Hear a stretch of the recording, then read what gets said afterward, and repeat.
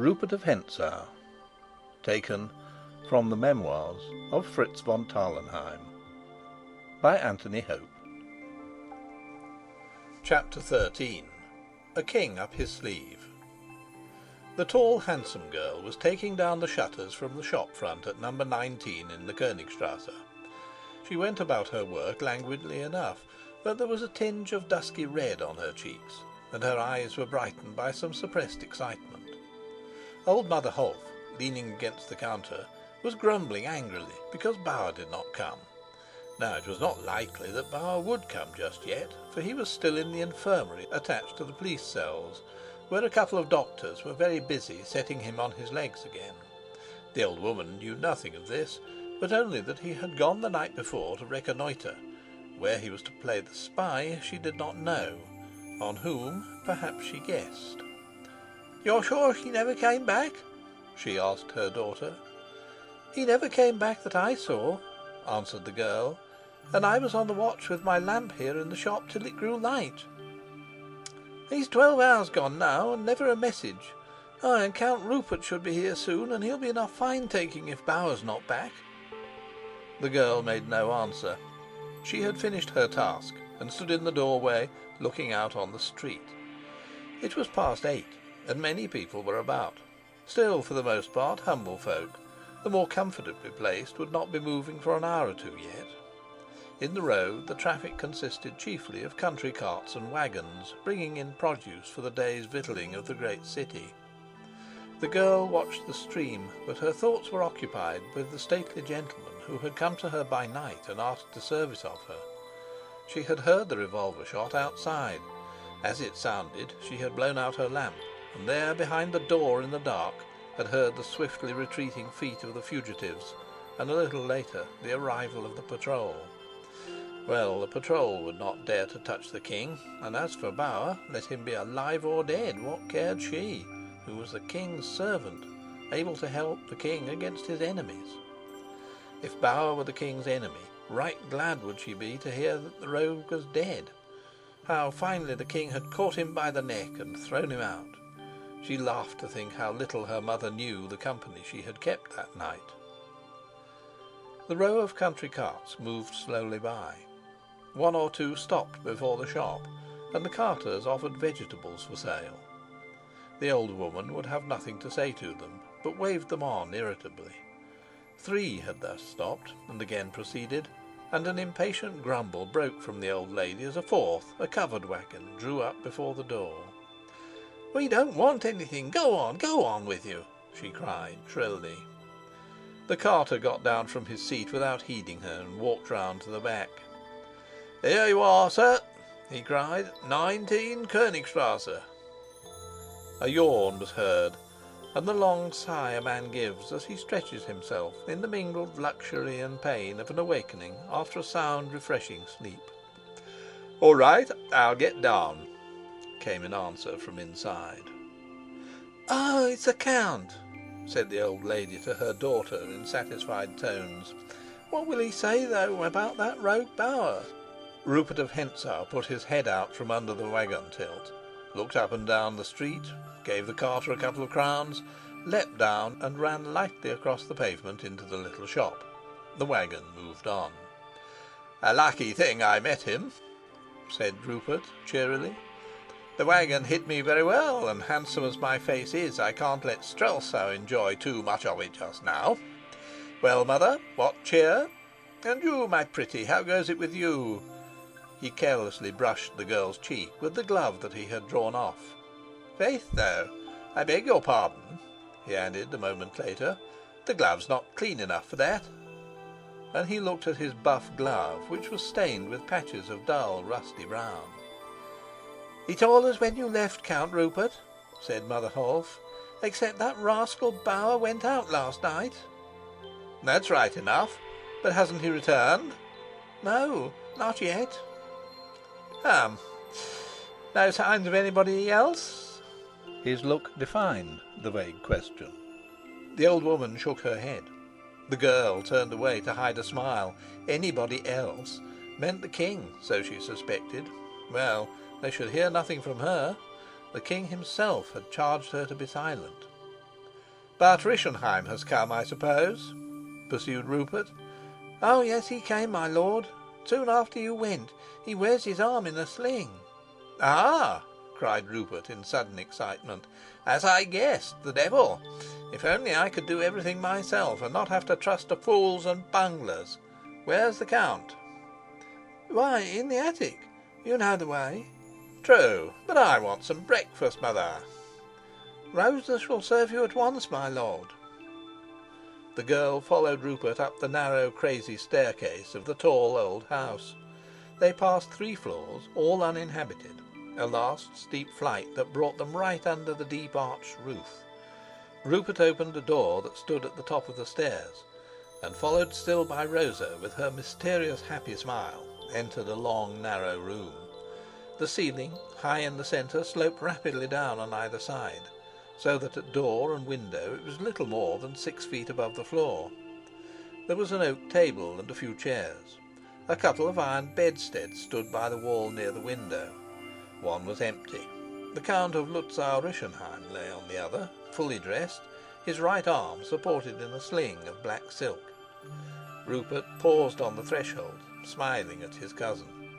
The girl passed on to a high press or cupboard, and opening it, took out plates, glasses, and the other furniture of the table.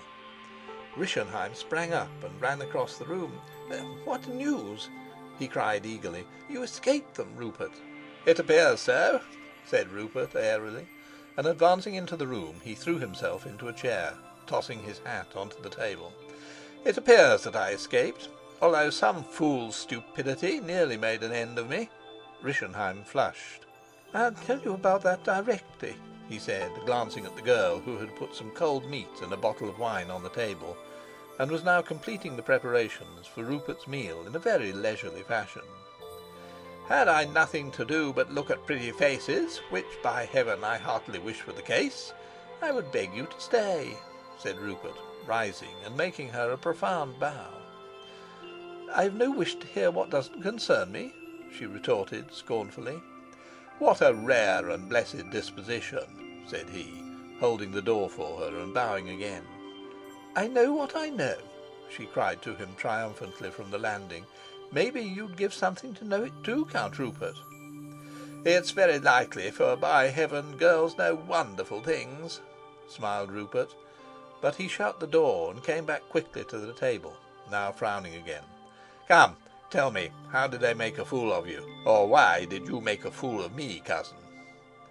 While Rischenheim related how he had been trapped and tricked at the castle of Zenda, Rupert of Hentzau made a very good breakfast.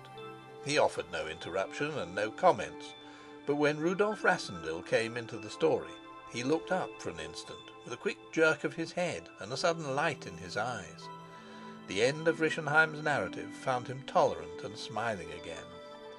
"Ah, well, the snare was cleverly set," he said. "I don't wonder you fell into it." "And now you, what happened to you?" asked Rischenheim eagerly. "I? Why, having your message, which was not your message, I obeyed your directions, which were not your directions." "You went to the lodge?" "Certainly." "And you found Sapt there? Anybody else?"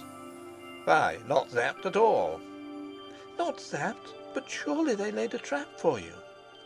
Very possibly, but the jaws didn't bite." Rupert crossed his legs and lit a cigarette. "But what did you find?" I found the king's forester and the king's boarhound, and, well, I found the king himself too." "The king at the lodge?" "You weren't so wrong as you thought, were you?" "But surely Sapt or Bernenstein or someone was with him?" "As I tell you, his forester and his boarhound. No other man or beast, on my honour." "Then you gave him the letter?" cried Rischenheim, trembling with excitement. "Alas, no, my dear cousin. I threw the box at him, but I don't think he had time to open it. We didn't get to that stage of the conversation at which I had intended to produce the letter." "But why not? Why not?" Rupert rose to his feet, and coming to just opposite where Rischenheim sat, balanced himself on his heels, and looking down at his cousin, blowing the ash from his cigarette and smiling pleasantly. "Have you noticed," he asked, "that my coat's torn?" "I see it is." "Yes. The boarhound tried to bite me, cousin, and the forester would have stabbed me. And, well, the king wanted to shoot me." Yes, yes, for God's sake, what happened? "Well, none of them did what they wanted. That's what happened, dear cousin." Rischenheim was staring at him now with wide opened eyes.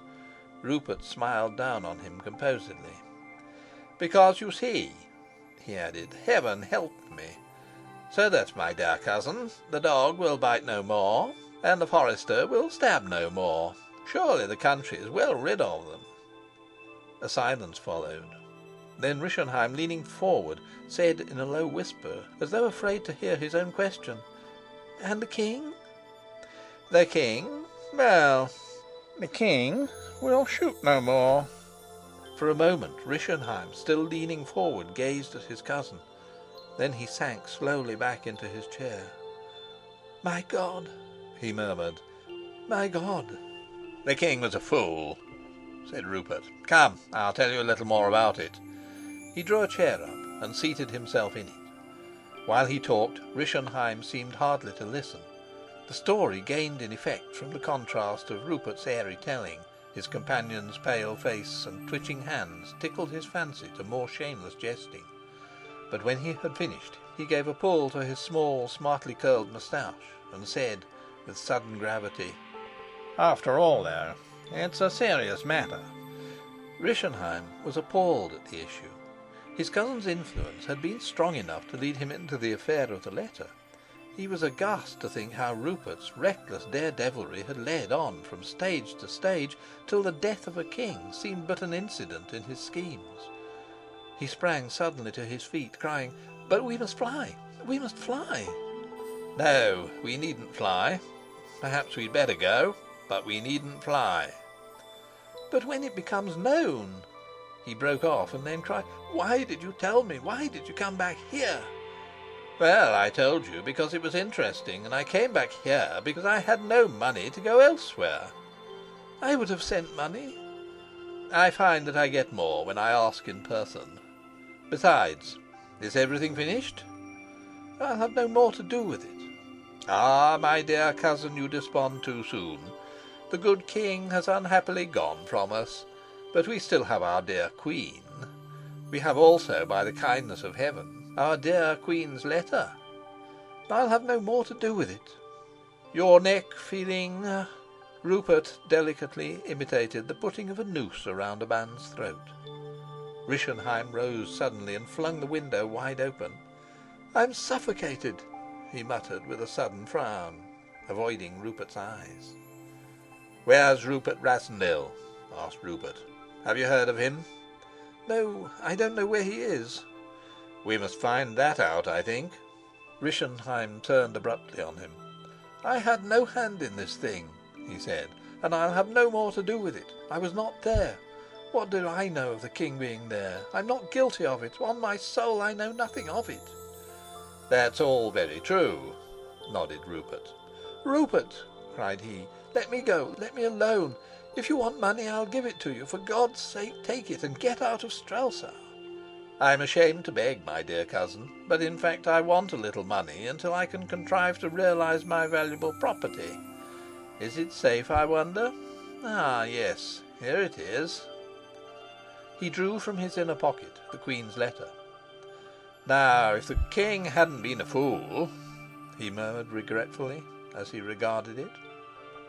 Then he walked across to the window and looked out. He could not himself be seen from the street, and nobody was visible at the windows opposite. Men and women passed to and fro on their daily labours or pleasures. There was no unusual stir in the city.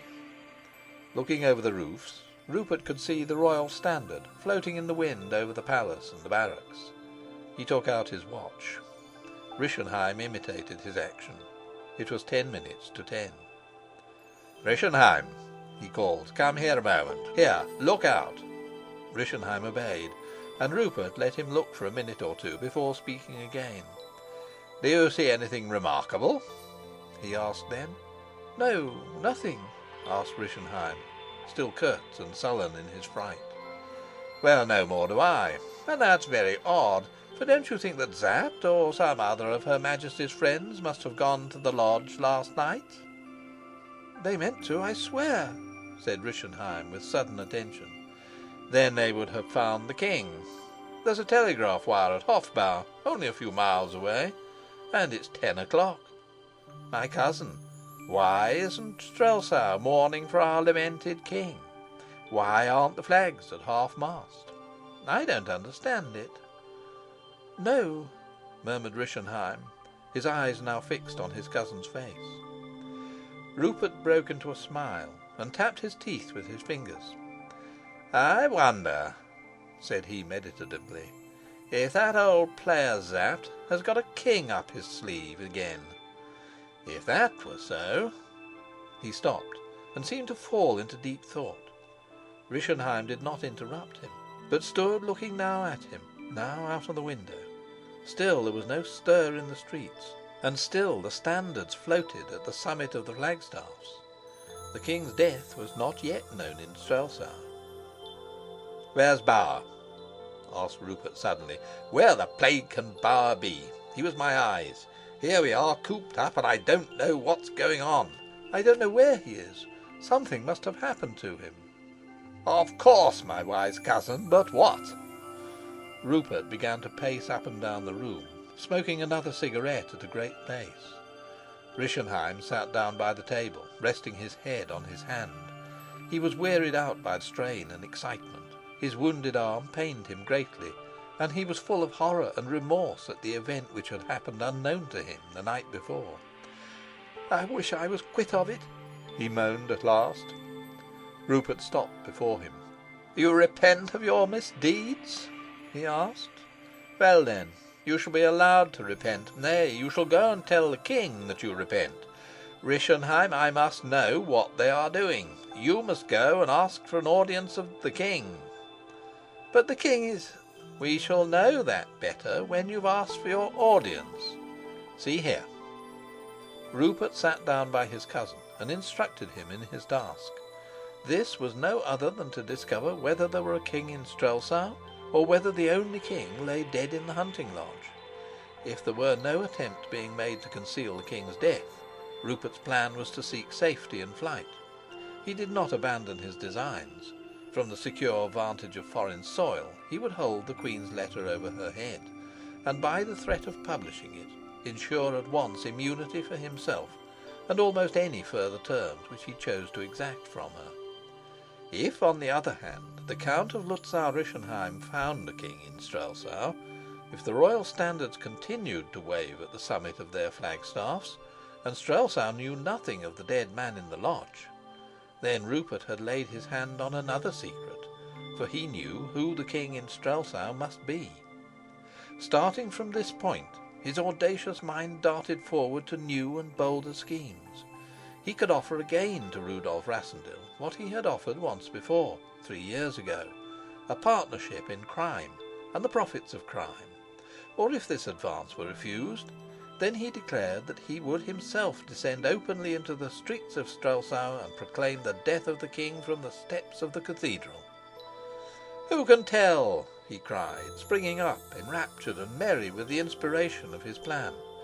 "Who can tell whether Sapt or I came first to the lodge? Who found the king alive, Sapt or I? Who left him dead, Sapt or I? Who has most interest in killing him? I, who only sought to make him aware of what touched his honour, or Sapt, who was and is hand in glove with a man that now robs him of his name and usurps his place while his body is still warm? Ah, they haven't done with Rupert of Hentzau yet." He stopped, looking down on his companion. Rischenheim's fingers still twitched nervously, and his cheeks were pale. But now his face was alight with interest and eagerness. Again the fascination of Rupert's audacity and the infection of his courage caught on his kinsman's weaker nature, and inspired him to a temporary emulation of the will that dominated him. "You see," pursued Rupert, "it's not likely that they'll do you any harm." "I'll risk anything."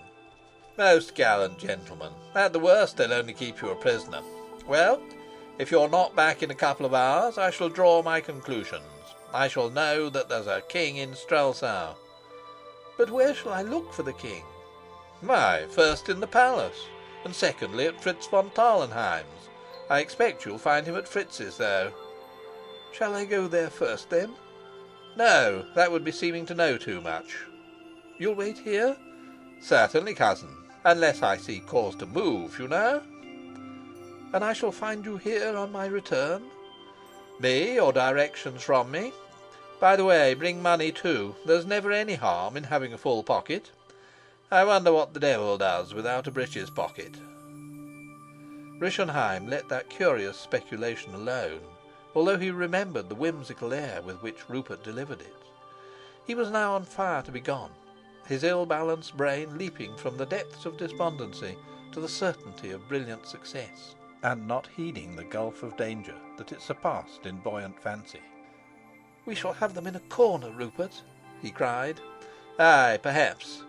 But wild beasts in a corner bite hard." "I wish my arm were well." "You'll be safer with it wounded," said Rupert with a smile. "By God, Rupert, I can defend myself."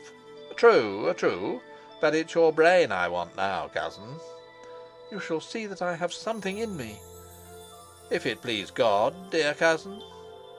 With every mocking encouragement and every careless taunt, Rischenheim's resolve to prove himself a man grew stronger.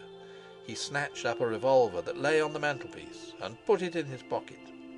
"Don't fire if you can help it," advised Rupert. Rischenheim's answer was to make for the door at a great speed. Rupert watched him go, and then returned to the window. The last his cousin saw was his figure standing straight and lithe against the light, while he looked out on the city. Still there was no stir in the streets. Still the royal standard floated at the top of the flagstaffs. Rischenheim plunged down the stairs. His feet were too slow for his eagerness. At the bottom he found the girl Rosa sweeping the passage with great apparent diligence. "You're going out, my lord?" she asked. "Yes, I have business. Pray stand on one side. This passage is so cussedly narrow." Rosa's showed no haste in moving. "And Count Rupert, is he going out also?" she asked. "You see he's not with me. He'll wait." Rischenheim broke off and asked angrily, "What business is it of yours, girl? Get out of the way." She moved aside now, making him no answer. He rushed past. She looked after him with a smile of triumph. Then she fell again to her sweeping. The king had bidden her be ready at 11. It was 10:30. Soon the king would have need of her. End of chapter 13. Chapter 14. The news comes to Strelsau. On leaving number 19, Rischenheim walked swiftly some little way up the Königstrasse and then hailed a cab. He had hardly raised his hand when he heard his name called, and looking round saw Anton von Strofzin's smart phaeton pulling up beside him. Anton was driving, and on the other seat was a large nosegay of choice flowers. "Where are you off to?" cried Anton, leaning forward with a gay smile. "Well, where are you? To a lady's, I presume, from your bouquet there," answered Rischenheim as lightly as he could. "The little bunch of flowers," simpered young Anton, "is a cousinly offering to Helga von Tarlenheim, and I am going to present it. Can I give you a lift anywhere?" Although Rischenheim had intended to go first to the palace, Anton's offer seemed to give him a good excuse for drawing the more likely covert first. "I was going to the palace to find out where the king is. I want to see him, if he'll give me a minute or two," he remarked. "I'll drive you there afterwards. Jump up. That's your cab. Here you are, cabman." And flinging the cabman a crown, he displaced the bouquet and made room for Rischenheim beside him. Anton's horses, of which he was not a little proud, made short work of the distance to my home. The phaeton rattled up to the door, and both young men got out. The moment of their arrival found the Chancellor just leaving to return to his own home. Helsing knew them both, and stopped to rally Anton on the matter of his bouquet. Anton was famous for his bouquets, which he distributed widely among the ladies of Strelsau. I hoped it was for my daughter, said the Chancellor slyly, for I love flowers, and my wife has ceased to provide me with them. Moreover, I've ceased to provide her with them, so but for my daughter we should have none. Anton answered his chaff, promising a bouquet for the young lady the next day, but declaring that he would not disappoint his cousin. He was interrupted by Rischenheim, who, looking round on the group of bystanders, now grown numerous, exclaimed, "What's going on here, my dear Chancellor? What are all these people hanging about here for? Ah, that's a royal carriage." "The Queen is with the Countess," answered Helsing. "The people are waiting to see her come out." "She is always worth seeing," Anton pronounced, sticking his glass in his eye. "And you've been to visit her?" pursued Rischenheim. "Why, yes, I went to pay my respects, my dear Rischenheim." "An early visit?" "It was more or less on business." "Ah, I have business also, and very important business, but it's with the king." "I won't keep you a moment, Rischenheim," called Anton, as, bouquet in hand, he knocked at the door. "With the king?" said Helsing. "Ah, yes, but the king—" "I'm on my way to the palace to find out where he is. If I can't see him, I must write at once. My business is very urgent." "Indeed, my dear Count. Dear me, urgent, you say?" "But perhaps you can help me. Is he at Zenda?" The Chancellor was becoming very embarrassed.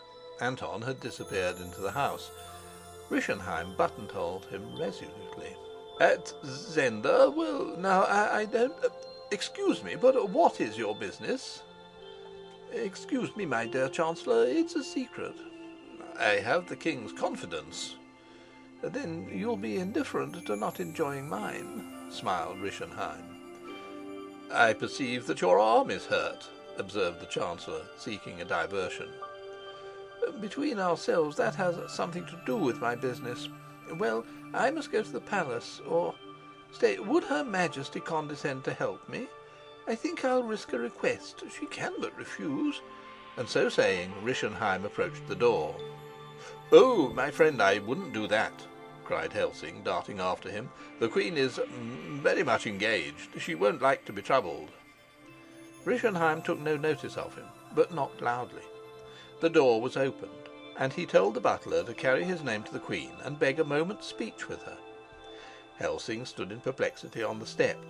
The crowd was delighted with the coming of these great folk, and showed no signs of dispersing. Anton von Strofzin did not reappear. Rischenheim edged himself inside the doorway, and stood on the threshold of the hall. There he heard voices proceeding from the sitting-room on the left. He recognized the Queen's, my wife's, and Anton's. Then came the butlers, saying, "I will inform the Count of your Majesty's wishes." The door of the room opened, the butler appeared, and immediately behind him Anton von Strofzin and Bernenstein. Bernenstein had the young fellow by the arm, and hurried him through the hall. They passed the butler, who made way for them, and came to where Rischenheim stood. "We meet again," said Rischenheim with a bow. The Chancellor rubbed his hands in nervous perturbation. The butler stepped up and delivered his message. The Queen regretted her inability to receive the Count. Rischenheim nodded, and standing so that the door could not be shut, asked Bernenstein whether he knew where the king was. Now Bernenstein was most anxious to get the pair of them away and the door shut, but he dared show no eagerness. "Do you want another interview with the king already?" he asked with a smile. "The last was so pleasant then." Rischenheim took no notice of the taunt, but observed sarcastically, "There's a strange difficulty in finding our good king. The Chancellor here doesn't know where he is, or at least he won't answer my questions." "Possibly the king has his reasons for not wishing to be disturbed," suggested Bernenstein. "It's very possible," retorted Rischenheim significantly. "Meanwhile, my dear Count, I shall take it as a personal favour if you'll move out of the doorway." "Do I incommode you by standing here?" answered the Count. "Infinitely, my lord," answered Bernenstein stiffly. "Hello, Bernenstein, what's the matter?" cried Anton, seeing that their tones and glances had grown angry. The crowd also had noticed the raised voices and hostile manner of the disputants, and began to gather round in a more compact group. Suddenly a voice came from inside the hall. It was distinct and loud, yet not without a touch of huskiness. The sound of it hushed the rising quarrel, and silenced the crowd into expectant stillness. Bernenstein looked aghast, Rischenheim nervous yet triumphant, Anton amused and gratified. "The king!" he cried, and burst into a laugh. "You've drawn him, Rischenheim." The crowd heard his boyish exclamation and raised a cheer. Helsing turned as though to rebuke them. Had not the king himself desired secrecy? Yes, but he who spoke as the king chose any risk sooner than let Rischenheim go back and warn Rupert of his presence. "Is that the Count of Lützow Rischenheim?" called Rudolf from within. "If so, let him enter, and then shut the door." There was something in his tone that alarmed Rischenheim. He started back on the step, but Bernenstein caught him by the arm. "Since you wish to come in," he said with a grim smile. Rischenheim looked round, as though he meditated flight. The next moment Bernenstein was thrust aside. For one short instant a tall figure appeared in the doorway. The crowd had but a glimpse, yet they cheered again. Rischenheim's hand was clasped in a firm grip. He passed unwillingly but helplessly through the door. Bernenstein followed. The door was shut. Anton faced round on Helsing, a scornful twist on his lips. "There was a deuced lot of mystery about nothing," said he. "Why couldn't you say he was there?" And without waiting for an answer from the outraged and bewildered Chancellor, he swung down the steps and climbed into his phaeton. The people round were chatting noisily, delighted to have caught a glimpse of the king, speculating what brought him and the queen to my house, and hoping that they would soon come out and get into the royal carriage that stood waiting.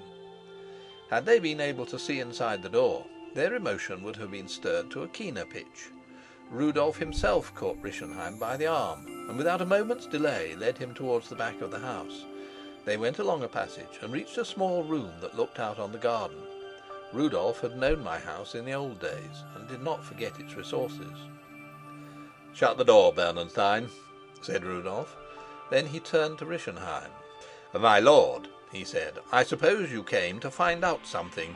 Do you know it now?" Rischenheim plucked up courage to answer him. "Yes, I know now that I have to deal with an impostor," said he defiantly. "Precisely. And impostors can't afford to be exposed." Rischenheim's cheek turned rather pale. Rudolf faced him, and Bernenstein guarded the door. He was absolutely at their mercy, and he knew their secret. Did they know his? The news that Rupert of Hentzau had brought? "Listen," said Rudolf. "For a few hours today I am king in Strelsau. In those few hours I have an account to settle with your cousin. Something that he has, I must have. I am going now to seek him, and while I seek him you will stay here with Bernenstein. Perhaps I shall fail, and perhaps I shall succeed.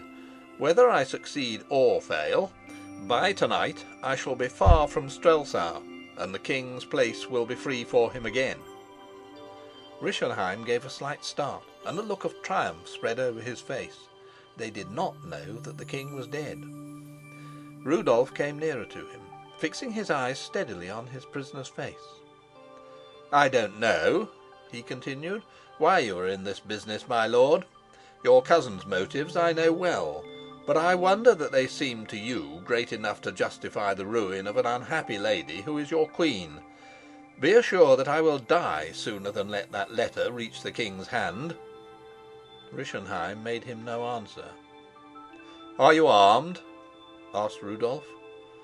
Rischenheim suddenly flung his revolver on the table. Bernenstein came forward and took it. "Keep him here, Bernenstein. When I return I'll tell you what more to do. If I don't return, Fritz will be here soon, and you and he must make your own plans." "He shan't give me the slip a second time," said Bernenstein.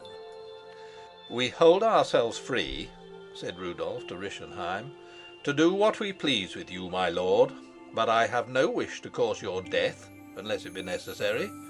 You will be wise to wait till your cousin's fate is decided before you attempt any further steps against us." And with a slight bow he left the prisoner in Bernenstein's charge, and went back to the room where the Queen awaited him. Helga was with her. The Queen sprang up to meet him. "I mustn't lose a moment," he said. "All that crowd of people know now that the king is here. The news will filter through the town in no time.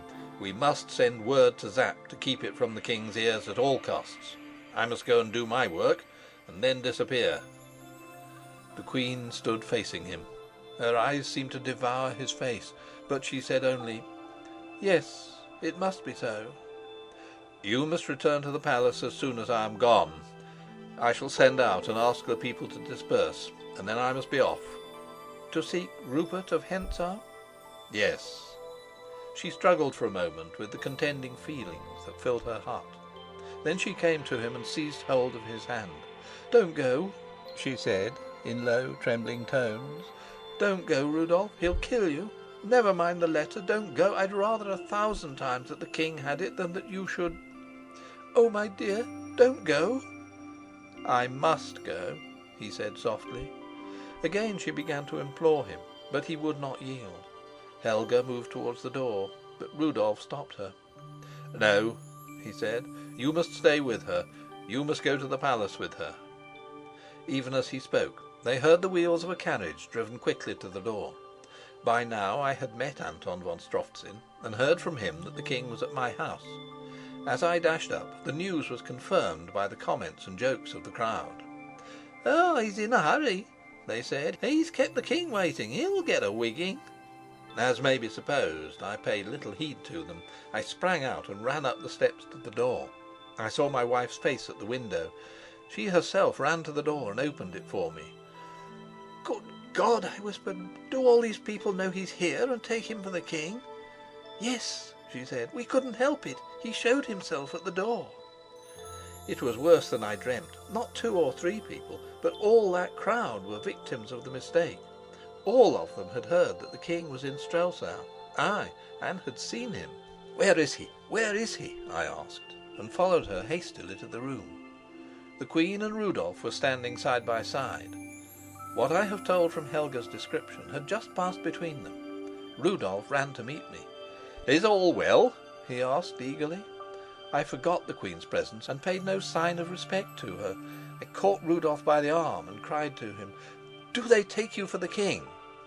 "Yes," he said. "Heavens, man, don't look so white. We shall manage it. I can be gone by tonight." "Gone? How will that help, since they believe you to be the king?" "You can keep it from the king," he urged. "I couldn't help it. I can settle with Rupert and disappear." The 3 were standing round me, surprised at my great and terrible agitation.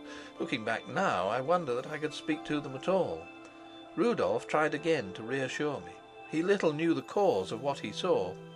"It won't take long to settle affairs with Rupert," said he, "and we must have the letter, or it will get to the king after all." "The king will never see the letter," I blurted out as I sank back in a chair. They said nothing.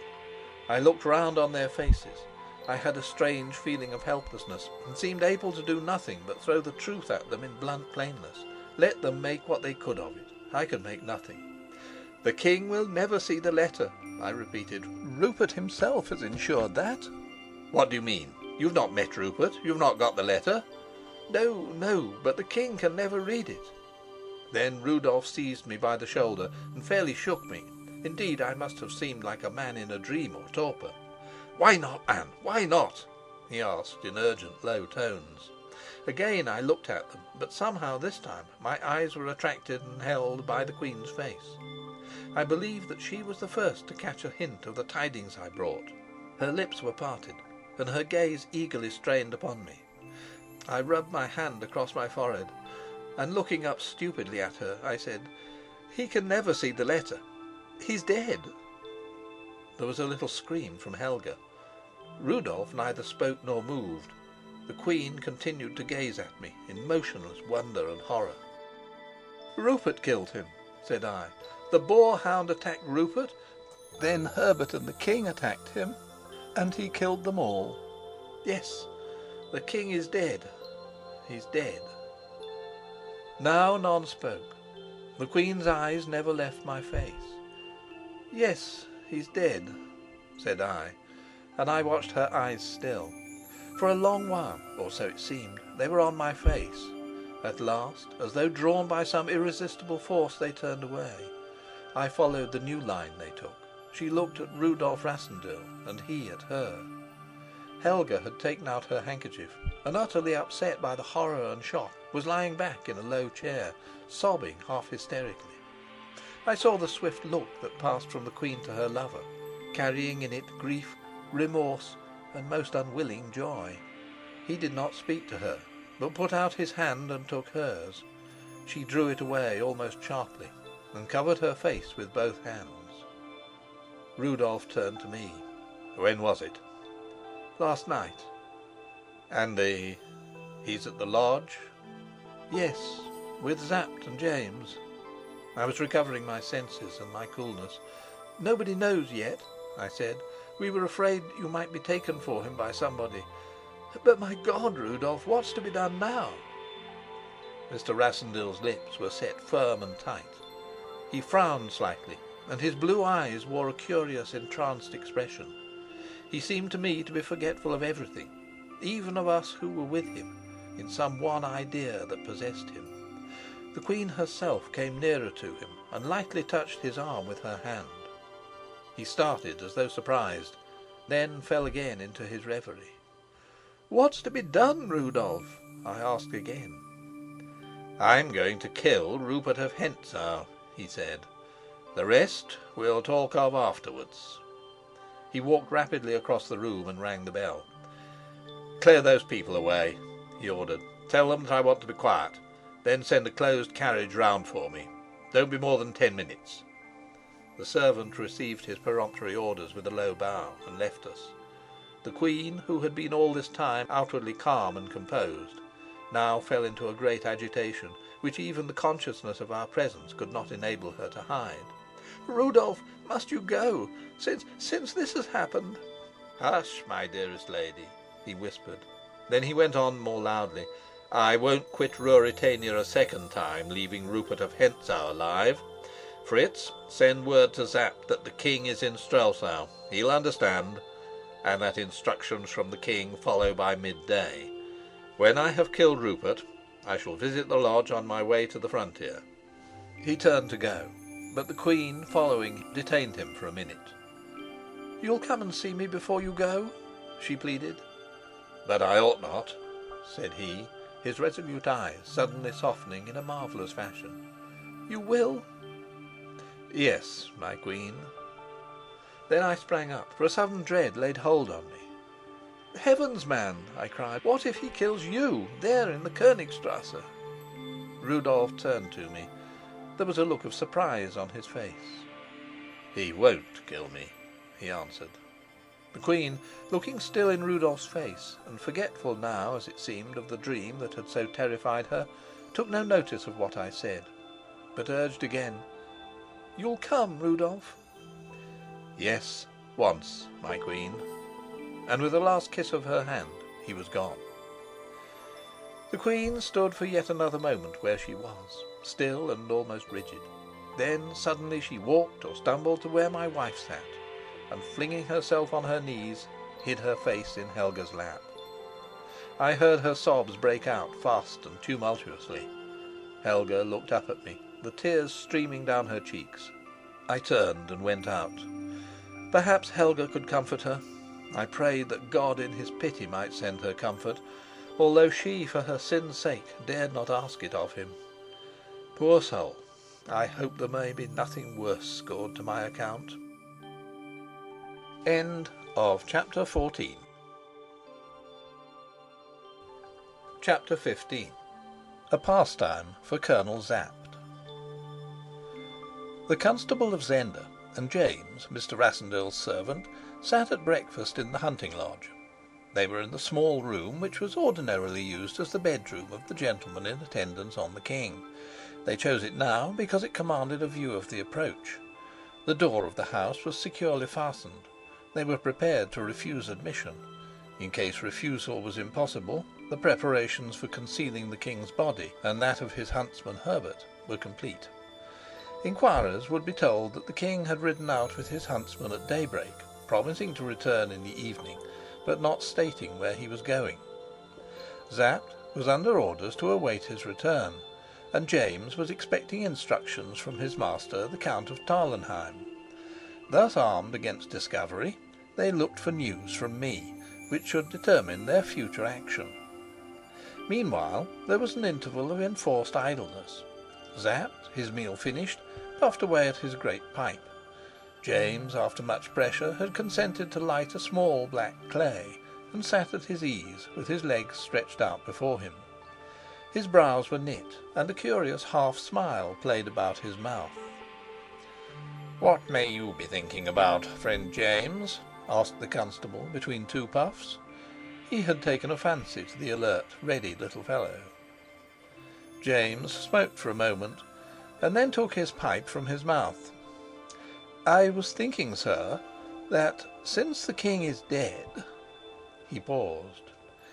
"The king is no doubt dead, poor fellow," said Sapt, nodding.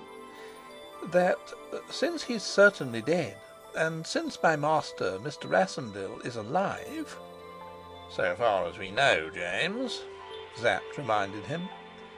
"Why, yes, sir, so far as we know. Since then Mr. Rassendyll is alive and the king is dead, I was thinking that it was a great pity, sir, that my master can't take his place and be king." James looked across at the constable with an air of a man who offers a respectful suggestion. "A remarkable thought, James," observed the constable with a grin. "You don't agree with me, sir?" asked James deprecatingly. "I don't say that it isn't a pity, for Rudolf makes a good king. But you see it's impossible, isn't it?" James nursed his knee between his hands, and his pipe, which he had replaced, stuck out of one corner of his mouth. "When you say impossible, sir," he remarked deferentially, "I venture to differ from you." "You do? Come, we're at leisure. Let's hear how it would be possible." "My master is in Strelsau, sir," began James. "Well, most likely." "I'm sure of it, sir. If he's been there, he will be taken for the king." "That has happened before, and no doubt may happen again, unless—" "Why, of course, sir, unless the king's body should be discovered." "That's what I was about to say, James." James kept silence for a few minutes. Then he observed, "It will be very awkward to explain how the king was killed." "The story will need good telling," admitted Sapt. "And it will be difficult to make it appear that the king was killed in Strelsau. Yet if my master should chance to be killed in Strelsau—" "Heaven forbid, James, on all grounds, heaven forbid!"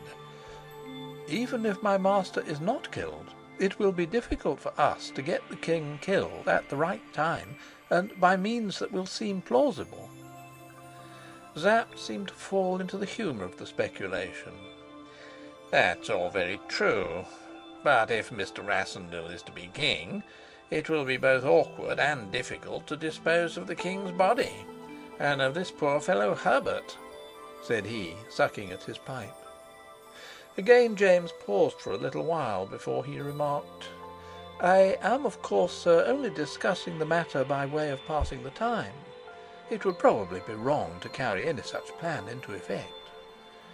"It might be, but let us discuss it, to pass the time," said Sapt, and he leant forward, looking into the servant's quiet, shrewd face. "Well then, sir, since it amuses you, let us say that the king came to the lodge last night and was joined there by his friend Mr. Rassendyll." "And did I come too?"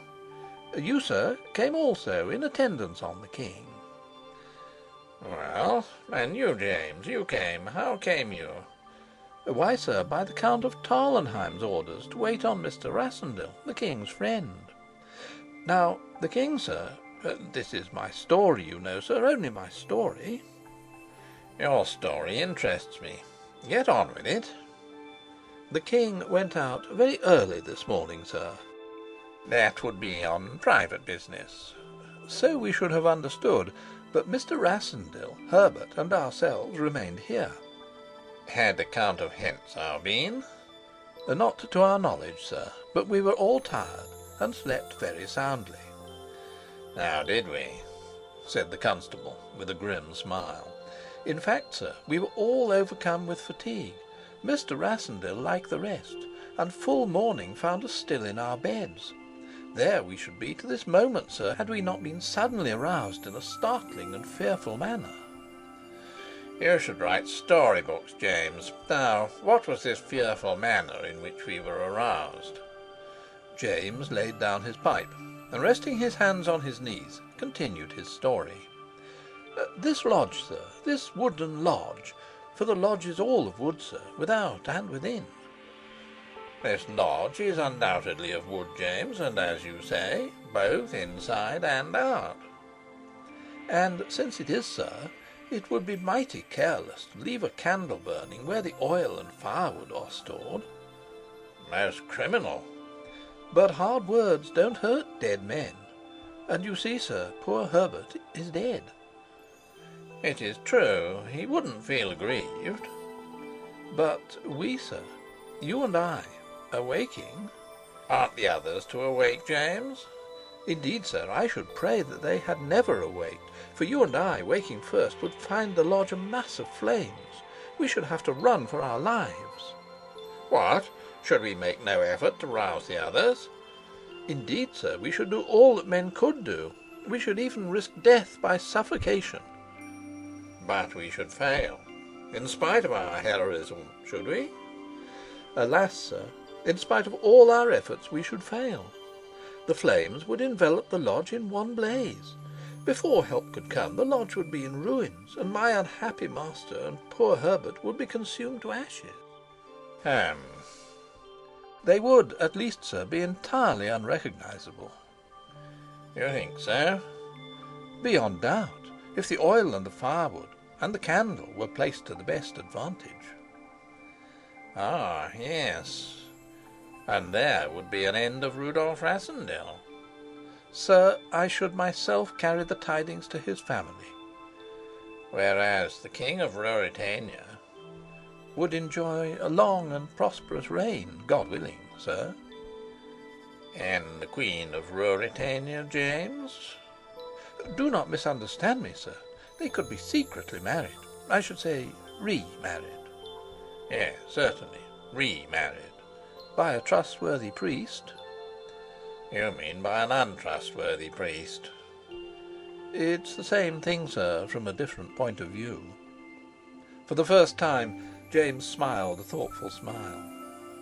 Sapt, in his turn, laid down his pipe now, and was tugging at his moustache. There was a smile on his lips, too, and his eyes looked hard into James's. The little man met his glance composedly. It's an ingenious fancy, this of yours, James, the constable remarked. What though if your master's killed too? That's quite possible. Count Rupert's a man to be reckoned with. If my master is killed, sir, he must be buried, answered James. In Strelsau? Came in quick question from Sapt. He won't mind where, sir. True, he won't mind, and we needn't mind for him. Why, no, sir, but to carry a body secretly from here to Strelsau. Yes, that is, as we agreed at the first, difficult. Well, it's a pretty story, but your master wouldn't approve of it, supposing he were not killed, I mean. It's a waste of time, sir, disapproving of what's done. He might think the story better than the truth, although it's not a good story. The two men's eyes met again in a long glance. Where do you come from? asked Sapt suddenly. London, sir, originally. They make good stories there? Yes, sir, and act them sometimes. The instant he had spoken, James sprang to his feet and pointed out of the window. A man on horseback was cantering towards the lodge. Exchanging one quick look, Both hastened to the door, and advancing some 20 yards, waited under the tree on the spot where Boris lay buried. "By the way," said Sapt, "you forgot the dog," and he pointed to the ground. "The affectionate beast will be in his master's room and die there, sir." "Eh, but he must rise again first." "Certainly, sir. That won't be a long matter." Sapt was still smiling in grim amusement when the messenger came up and, leaning from his horse, handed him a telegram. "Special and urgent, sir," said he. Sapt tore it open and read. It was the message that I sent in obedience to Mr. Rassendyll's orders. He would not trust my cipher, but indeed none was necessary. Sapt would understand the message, although it said simply, "The king is in Strelsau. Wait orders at the lodge. Business here in progress but not finished. Will wire again." Sapt handed it to James, who took it with a respectful little bow. James read it with attention and returned it with another bow. "I'll attend to what it says, sir," he remarked. "Yes," said Sapt. "Thanks, my man," he added to the messenger. "Here's a crown for you. If any other message comes for me and you bring it in good time, you shall have another." "You shall have it as quick as a horse can bring it from the station, sir." "The king's business won't bear delay, you know," nodded Sapt. "You shan't have to wait, sir." And with a parting salute, the fellow turned his horse and trotted away. "You see," remarked Sapt, "that your story's quite imaginary, for that fellow can see for himself that the lodge was not burnt down last night." "That's true, sir, but excuse me, sir." "Pray go on, James. I've told you that I'm interested." "He can't see that it won't burn down tonight. A fire, sir, is a thing that may happen any night." Then old Sapt suddenly burst into a roar, half speech, half laughter. "By God, what a thing!" he roared, and James smiled complacently. "There's a fate about it," said the constable. "There's a strange fate about it. A man was born to it. We'd have done it before if Michael had throttled the king in that cellar as I thought he would. Yes, by heavens, we'd have done it. Why, we wanted it. God forgive us, in our hearts, both Fritz and I wanted it. But Rudolf would have the king out. He would have him out, though he'd lost a throne, and what he wanted more by it. But he would have him out, so he thwarted the fate. But it's not to be thwarted. Young Rupert may think this new affair is his doing. No, it's the fate using him. The fate brought Rudolf here again. The fate will have him king. Well, you stare at me. Do you think I'm mad, Mr. Valet?" "I think, sir, that you talk very good sense, if I may say so," answered James. "Sense?" echoed Sapt with a chuckle. "I don't know about that. But the fate's there, depend on it." The two were back in their little room now, past the door that hid the bodies of the king and his huntsmen. James stood by the table. Old Sapt roamed up and down, tugging his moustache and now and again sawing the air with his sturdy, hairy hand. "I daren't do it," he muttered. "I daren't do it. It's a thing a man can't set his hand to of his own will. But the fate'll do it. The fate'll do it. The fate'll force it on us." "Then we'd best be ready, sir," suggested James quietly. Sapt turned on him quickly, almost fiercely.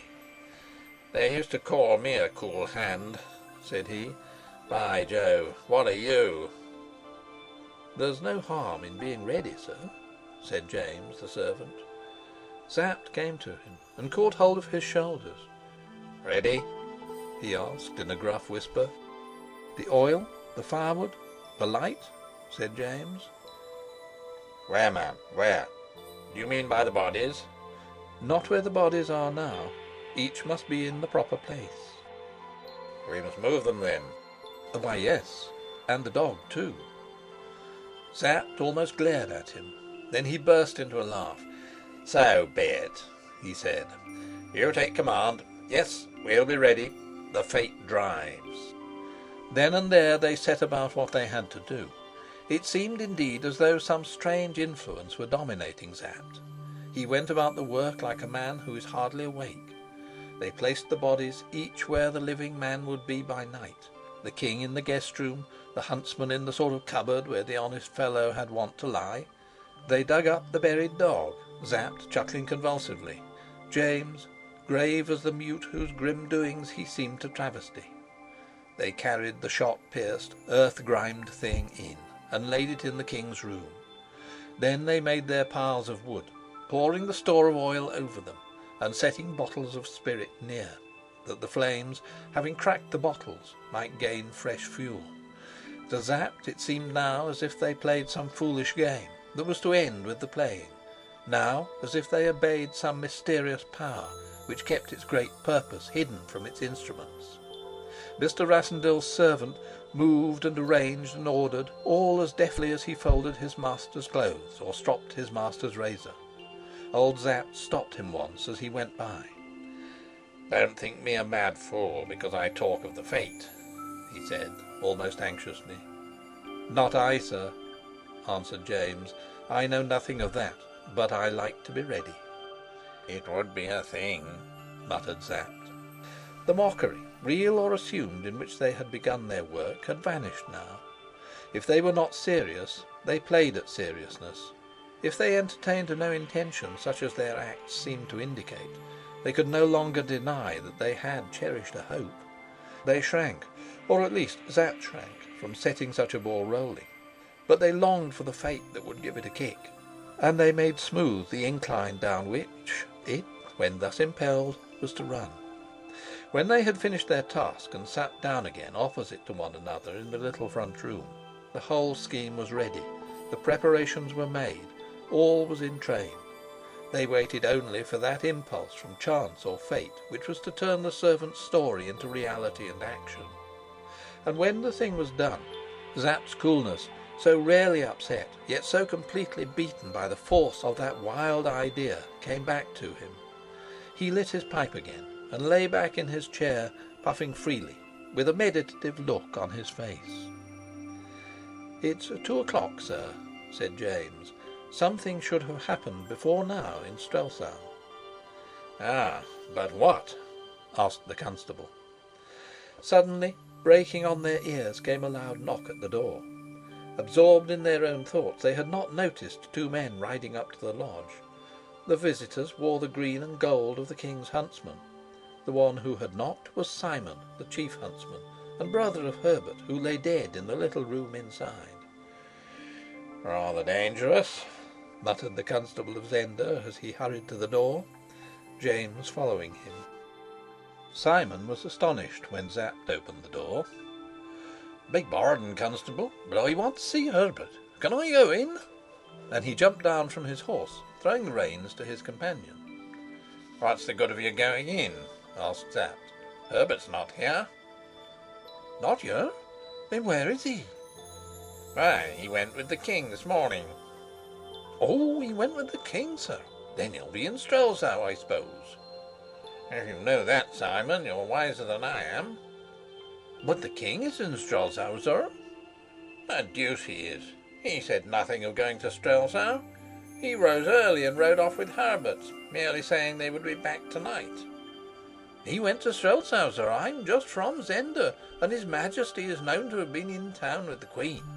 They were both at Count Fritz's." "I'm much interested to hear it, but didn't the telegram say where Herbert was?" Simon laughed. "Herbert's not a king, you see," he said. "Well, I'll come again tomorrow morning, for I must see him soon. He'll be back by then, sir?" "Yes, Simon, your brother will be here tomorrow morning." "Or what's left of him after such 2 days of work," suggested Simon jocularly. "Why, yes, precisely," said Sapt, biting his moustache and darting one swift glance at James. "Or what's left of him, as you say." "And I'll bring a cart and carry the boar down to the castle at the same time, sir. At least, I suppose you haven't eaten at all?" Sapt laughed. Simon was gratified at the tribute, and laughed even more heartily himself. "We haven't even cooked it yet," said Sapt. "Well, I won't answer for it that we shan't have by tomorrow." "All right, sir. I'll be here. By the way, there's another bit of news come on the wires. They say Count Rupert of Hentzau has been seen in the city. Rupert of Hentzau? Oh, pooh. Nonsense, my good Simon. He daren't show his face there for his life. Ah, but he may be no nonsense. Perhaps that's what took the king to Strelsau. It's enough to take him, if it's true, admitted Sapt. Well, good day, sir. Good day, Simon. The two huntsmen rode off. James watched them for a little while. The king, he said then, is known to be in Strelsau. And now Count Rupert is known to be in Strelsau. How is Count Rupert to have killed the king here in the forest of Zenda, sir? Sapt looked at him almost apprehensively. How is the king's body to come to the forest of Zenda? Asked James. Or how is the king's body to go to the city of Strelsau? Stop your damned riddles, roared Sapt. Man, are you bent on driving me into it? The servant came near to him and laid a hand on his shoulder. You went into as great a thing once before, sir, said he. It was to save the king. And this is to save the queen and yourself. For if we don't do it, the truth about my master must be known. Sapt made him no answer. They sat down again in silence. There they sat, sometimes smoking, never speaking, while the tedious afternoon wore away, and the shadows from the trees of the forest lengthened. They did not think of eating or drinking. They did not move save when James rose and lit a little fire of brushwood in the grate. It grew dusk, and again James moved to light the lamp. It was hard on 6 o'clock, and still no news came from Strelsau. Then there was the sound of horses' hoofs. The two rushed to the door, beyond it, and far along the grassy road that gave approach to the hunting lodge. They forgot to guard the secret, and the door gaped open behind them. Sapt ran as he had not run for many a day, and outstripped his companion. There was a message from Strelsau. The constable, without a word of greeting, snatched the envelope from the hand of the messenger and tore it open. He read it hastily, muttering under his breath, "Good God!" Then he turned suddenly round, and began to walk quickly back to James, who, seeing himself beaten in the race, had dropped to a walk. But the messenger had his cares as well as the constable. If the constable's thoughts were on a crown, so were his. He called out in indignant protest, "I've never drawn rein since Hofbau, sir. Am I not to have my crown?" Sapt stopped, turned, and retraced his steps. He took a crown from his pocket. As he looked up in giving it, there was a queer smile on his broad, weather-beaten face. "Aye," he said, "every man that deserves a crown shall have one, if I can give it him." Then he turned again to James, who had now come up, and laid his hand on his shoulder. "Come along, my kingmaker," said he. James looked in his face for a moment. The constable's eyes met his, and the constable nodded. So they turned to the lodge where the dead king and his huntsman lay. Verily, the fate drove. End of chapter 15. Chapter 16. A crowd in the Königstrasse. The project that had taken shape in the thoughts of Mr. Rassendyll's servant, and had inflamed Sapt's daring mind as the dropping of a spark kindles dry shavings, had suggested itself vaguely to more than one of us in Strelsau. We did not indeed coolly face and plan it as the little servant had, nor seize on it at once with an eagerness to be convinced of its necessity, like the constable of Zenda. But it was there in my mind, sometimes figuring as a dread, sometimes as a hope, now seeming the one thing to be avoided, again the only resource against a more disastrous issue. I knew that it was in Bernenstein's thoughts no less than in my own, for neither of us had been able to form any reasonable scheme by which the living king, whom half Strelsau now knew to be in the city, could be spirited away, and the dead king set in his place. The change could take place, as it seemed, only in one way, and at one cost, The truth, or the better part of it, must be told, and every tongue set wagging with gossip and guesses concerning Rudolf Rassendyll and his relations with the Queen. Who that knows what men and women are would not have shrunk from that alternative? To adopt it was to expose the Queen to all, or nearly all, the peril she had run by the loss of the letter. We indeed assumed, influenced by Rudolf's unhesitating self-confidence, that the letter would be won back, and the mouth of Rupert of Hentzau shut, but enough would remain to furnish material for eager talk, and for conjectures unrestrained by respect or charity. Therefore, alive as we were to its difficulties and its unending risks, we yet conceived of the thing as possible, had it in our hearts, and hinted it to one another, my wife to me, I to Bernenstein, and he to me, in quick glances and half-uttered sentences that declared its presence while shunning the open confession of it. For the Queen herself I cannot speak. Her thoughts, as I judged them, were bounded by the longing to see Mr. Rassendyll again, and dwelt on the visit that he promised as the horizon of hope. To Rudolf we had dared to disclose nothing of the part our imaginations had set him to play. If he were to accept it, the acceptance would be of his own act, because the fate that old Sapt talked of drove him, and on no persuasion of ours. As he had said, he left the rest, and had centred all his efforts on the immediate task which fell to his hand to perform, the task that was to be accomplished at the dingy old house in the Königstrasse. We were indeed awake to the fact that even Rupert's death would not make the secret safe. Rischenheim, although for the moment a prisoner and helpless, was alive and could not be mewed up for ever. Bauer was we knew not where, free to act and free to talk. Yet in our hearts we feared none but Rupert, and the doubt was not whether we could do the thing, so much as whether we should. For in moments of excitement and intense feeling, a man makes light of obstacles which look large enough as he turns reflective eyes on them in the quiet of after days. A message in the king's name had persuaded the best part of the idle crowd to disperse reluctantly. Rudolf himself had entered one of my carriages and driven off. He started not towards the Königstrasse, but in the opposite direction. I supposed that he meant to approach his destination by a circuitous way, hoping to gain it without attracting notice.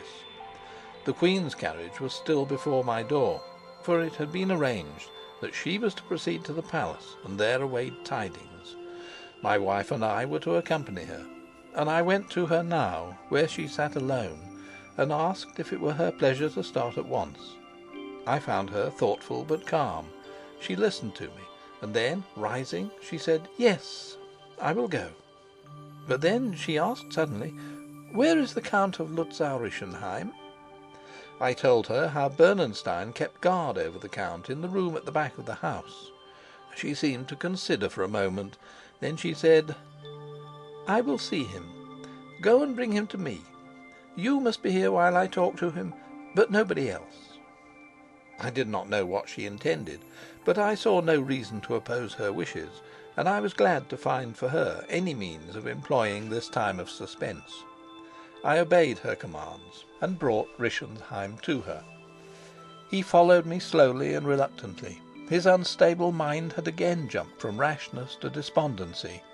He was pale and uneasy, and when he found himself in her presence, the bravado of his bearing, maintained before Bernenstein, gave place to a shamefaced sullenness.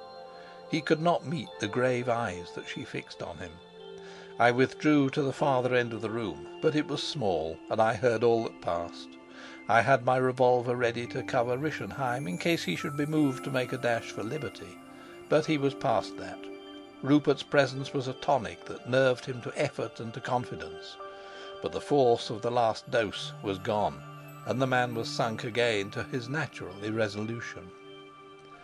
"My lord," she began gently, motioning him to sit, "I have desired to speak with you because I do not wish a gentleman of your rank to think too much evil of his queen. Heaven has willed that my secret should be to you no secret, and therefore I may speak plainly. You may say my own shame should silence me. I speak to lessen my shame in your eyes, if I can." Rischenheim looked up with a dull gaze, not understanding her mood. He had expected reproaches, and met low-voiced apology. "And yet," she went on, "it is because of me that the king lies dead now, and a faithful, humble fellow also, caught in the net of my unhappy fortunes, has given his life for me, though he didn't know it. Even while we speak, it may be that a gentleman, not too old yet to learn nobility, may be killed in my quarrel, while another, whom I alone of all that know him may not praise, carries his life lightly in his hand for me. And to you, my lord, I have done the wrong of dressing a harsh deed in some cloak of excuse, making you seem to serve the king in working my punishment." Rischenheim's eyes fell to the ground, and he twisted his hands nervously in and out, the one about the other. I took my hand from my revolver. He would not move now. "I don't know," she went on, now almost dreamily, as though she spoke more to herself than to him, or had even forgotten his presence, "what end in heaven's counsel my great unhappiness has served. Perhaps I, who have place above most women, must also be tried above most, and in that trial I have failed. Yet when I weigh my misery and my temptation, to my human eyes it seems that I have not failed greatly. My heart is not yet humbled, God's work not yet done, but the guilt of blood is on my soul. Even the face of my dear love I can see now only through its scarlet mist, so that if what seemed my perfect joy were now granted me, it would come spoiled and stained and blotched." She paused, fixing her eyes on him again, but he neither spoke nor moved. "You knew my sin," she said, "the sin so great in my heart, and you knew how little my acts yielded to it. Did you think, my lord, that the sin had no punishment, that you took it in hand to add shame to my suffering? Was heaven so kind that men must temper its indulgence by their severity? Yet I know that because I was wrong, you, being wrong, might seem to yourself not wrong, and in aiding your kinsman might plead that you served the king's honour. Thus, my lord, I was the cause in you of a deed that your heart could not welcome, nor your honour praise. I thank God that you have come to no more hurt by it." Rischenheim began to mutter in a low, thick voice, his eyes still cast down. "Rupert persuaded me. He said the king would be very grateful and would give me..." His voice died away, and he sat silent again, twisting his hands. I know," she said. "But you wouldn't have listened to such persuasions if my fault hadn't blinded your eyes." She turned suddenly to me, who had been standing all the while aloof, and stretched out her hands towards me, her eyes filled with tears. "Yet," said she, "your wife knows and still loves me, Fritz." "She should be no wife of mine if she didn't," I cried, "for I and all of mine ask no better than to die for your Majesty." "She knows, and yet she loves me," repeated the Queen. I loved to see that she seemed to find comfort in Helga's love. It is women to whom women turn, and women whom women fear. "But Helga writes no letters," said the Queen. "Why, no," said I, and I smiled a grim smile. "Well, Rudolf Rassendyll never wooed my wife." She rose, saying, "Come, let us go to the palace." As she rose, Rischenheim made a quick, impulsive step towards her. "Well, my lord," said she, turning towards him, "will you also go with me?" "Lieutenant von Bernenstein will take care..." I began, but I stopped. The slightest gesture of her hand silenced me. "Will you go with me?" she asked Rischenheim again. "Madam," he stammered, "madam." She waited. I waited also, although I had no great patience with him. Suddenly he fell on his knee, but he did not venture to take her hand. Of her own accord she came and stretched it out to him, saying sadly, "Ah, that by forgiving I could win forgiveness." Rischenheim caught at her hand and kissed it. "It was not I," I heard him mutter. "Rupert set me on, and I couldn't stand out against him." "Will you go with me to the palace?" she asked, drawing her hand away, but smiling. "The Count of Lutzow-Rischenheim," I made bold to observe, "knows some things that most people do not know, madam." She turned on me with dignity, almost with displeasure. "The Count of Lutzow-Rischenheim may be trusted to be silent," she said. "We ask him to do nothing against his cousin. We ask only for his silence." "Ay," said I, braving her anger, "but what security shall we have?" "His word of honour, my lord." I knew that a rebuke to my presumption lay in her calling me "my lord," for save on formal occasions she always used to call me Fritz. "His word of honour," I grumbled. "In truth, madam." "He's right," said Rischenheim. "He's right." "No, he's wrong," said the Queen, smiling. "The Count will keep his word given to me." Rischenheim looked at her and seemed about to address her, but then he turned to me and said in a low tone, "By heaven, I will, Tarlenheim. I'll serve her in everything." "My lord," said she most graciously and yet very sadly, "you lighten the burden on me no less by your help than because I no longer feel your honour stained through me. Come, we will go to the palace." And she went to him, saying, "We will go together." There was nothing for it but to trust him. I knew that I could not turn her. "Then I'll see if the carriage is ready," said I. "Yes, do, Fritz," said the Queen. But as I passed she stopped me for a moment, saying in a whisper, "Show that you trust him." I went and held out my hand to him. He took it and pressed it. "On my honour," he said. Then I went out and found Bernenstein sitting on a bench in the hall. The lieutenant was a diligent and watchful young man. He appeared to be examining his revolver with sedulous care. "You can put that away," said I, rather peevishly. I had not fancied shaking hands with Rischenheim. "He's not a prisoner any longer. He's one of us now." "The deuce he is!" cried Bernenstein, springing to his feet. I told him briefly what had happened, and how the Queen had won Rupert's instrument to be her servant. "I suppose he'll stick to it," I ended, and I thought he would, though I was not eager for his help. A light gleamed in Bernenstein's eyes, and I felt a tremble in the hand that he laid on my shoulder. "There's only Bauer now," he whispered. "If Rischenheim's with us, only Bauer." I knew very well what he meant. With Rischenheim silent, Bauer was the only man, save Rupert himself, who knew the truth, the only man who threatened that great scheme which more and more filled our thoughts and grew upon us with an increasing force of attraction, as every obstacle to it seemed to be cleared out of our way.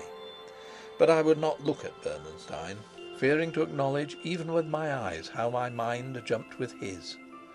He was bolder or less scrupulous, which you will. "Yes, if we can shut Bauer's mouth," he went on. "The Queen's waiting for the carriage," I interrupted snappishly. "Ah, yes, of course, the carriage." And he twisted me round till I was forced to look him in the face. Then he smiled and even laughed a little. "Only Bauer now," said he. "And Rupert," I remarked sourly. "Oh, Rupert's dead bones by now," he chuckled. And with that he went out of the hall door and announced the Queen's approach to her servants. It must be said for young Bernenstein that he was a cheerful fellow conspirator. His equanimity almost matched Rudolf's own. I could not rival it myself. I drove to the palace with the Queen and my wife, the other two following in a second carriage. I do not know what they said to one another on the way, but Bernenstein was civil enough to his companion when I rejoined them. With us, my wife was the principal speaker. She filled up, from what Rudolf had told her, the gaps in our knowledge of how he had spent his night in Strelsau, and by the time we arrived we were fully informed in every detail.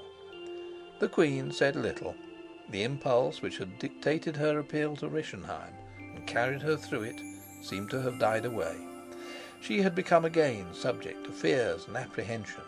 I saw her uneasiness when she suddenly put out her hand and touched mine, whispering, "He must be at the house by now." Our way did not lie by the house, and we came to the palace without any news of our absent chief. So I call him, for as such we all, from the Queen herself, then regarded him. She did not speak of him again, but her eyes seemed to follow me about as though she were silently asking some service of me. What it was I could not understand. Bernenstein had disappeared, and the repentant Count with him. Knowing they were together, I was in no uneasiness. Bernenstein would see that his companion contrived no treachery. But I was puzzled by the Queen's tacit appeal, and I was myself on fire for news from the Königstrasse. It was now 2 hours since Rudolf Rassendyll had left us, and no word had come of him or from him. At last I could bear it no longer. The Queen was sitting with her hand in my wife's. I had been seated on the other side of the room, for I thought they might wish to talk to one another, yet I had not seen them exchange a word. I rose abruptly and crossed the room to where they were. "Have you need of my presence, madam, or have I your permission to be away for a time?" I asked.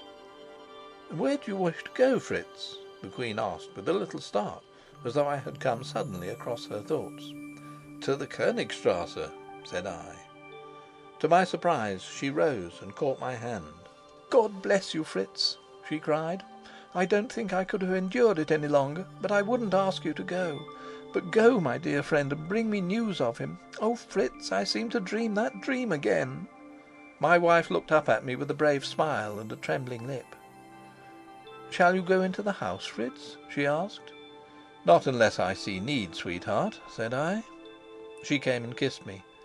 "Go if you are wanted," she said, and she tried to smile at the Queen, as though she risked me willingly. "I could have been such a wife, Fritz," whispered the Queen. "Yes, I could." I had nothing to say. At the moment I might not have been able to say it if I had. There is something in the helpless courage of women that makes me feel soft. We can work and fight, they sit and wait, yet they do not flinch. Now I know that if I had to sit and think about the thing, I should turn cur. Well, I went, leaving them there together. I put on plain clothes instead of my uniform, and dropped my revolver into the pocket of my coat. Thus prepared, I slipped out and made my way on foot to the Königstrasse. It was now long past midday, but many folks were at their dinner, and the streets were not full. 2 or 3 people recognized me, but I passed by almost unnoticed. There was no sign of stir or excitement, and the flags still floated high in the wind. Sapt had kept his secret. The men of Strelsau thought still that their king lived and was among them. I feared that Rudolf's coming would have been seen, and expected to find a crowd of people near the house. But when I reached it, there were no more than 10 or a dozen idle fellows lounging about. I began to stroll up and down with as careless an air as I could assume. Soon, however, there was a change. The workmen and business folk, their meal finished, began to come out of their houses and from the restaurants. The loafers before number 19 spoke to many of them. Some said, "Indeed," shook their heads, smiled, and passed on. They had no time to waste in staring at the king. But many waited. Lighting their cigars or cigarettes or pipes, they stood gossiping with one another, looking at their watches now and again, lest they should overstay their leisure. Thus the assembly grew to the number of a couple of 100. I ceased my walk, for the pavement was too crowded, and hung on the outskirts of the throng. As I loitered there, a cigar in my mouth, I felt a hand on my shoulder. Turning round, I saw the lieutenant. He was in uniform. By his side was Rischenheim. "You're here too, are you?" said I. "Well, nothing seems to be happening, does it?" For number 19 showed no signs of life. The shutters were up, the door closed. The little shop was not open for business that day. Bernenstein shook his head with a smile. His companion took no heed of my remark. He was evidently in a state of great agitation, and his eyes never left the door of the house. I was about to address him when my attention was abruptly and completely diverted by a glimpse of a head caught across the shoulders of the bystanders. The fellow whom I saw wore a brown wide-awake hat. The hat was pulled down low over his forehead, but nevertheless beneath its rim there appeared a white bandage running round his head. I could not see the face, but the bullet-shaped skull was very familiar to me. I was sure from the first moment that the bandaged man was Bauer, Saying nothing to Bernenstein, I began to steal round outside the crowd. As I went, I heard somebody saying that it was all nonsense. The king was not there. What should the king do in such a house? The answer was a reference to one of the first loungers. He replied that he did not know what the devil the king did there, but that the king or his double had certainly gone in, and had as certainly not yet come out again. I wished I could have made myself known to them and persuaded them to go away, but my presence would have outweighed my declarations and been taken as a sure sign that the king was in the house.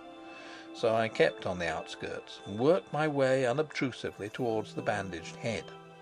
Evidently Bauer's hurt had not been so serious as to prevent him leaving the infirmary to which the police had carried him.